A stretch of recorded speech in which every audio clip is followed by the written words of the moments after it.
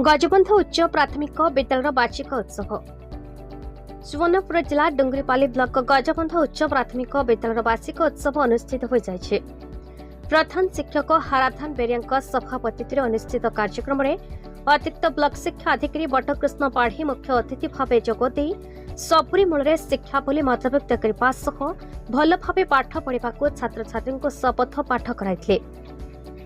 मुख्य वक्ता भाव अवसरप्राप्त शिक्षक टिकलाल रणा जोगदे सम्मिलित उद्यम द्वारा छात्र छात्री सर्वांगीन विकास हो पार मत प्रकाश करते।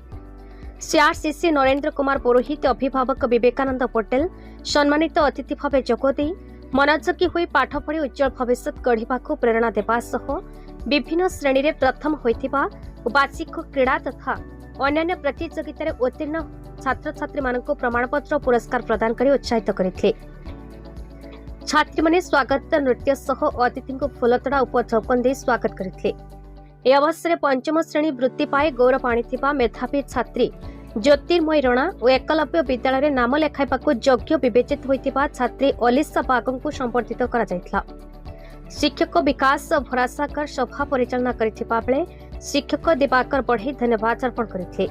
शिक्षक संजय भोई, प्रशांत ज्योति प्रधान, गोविंद साहू, दिनेश नायक समस्त छात्र छात्री पुरातन छात्र छात्री एसएमसी सभ्य सभ्या अभिभावक सहयोग करथिले।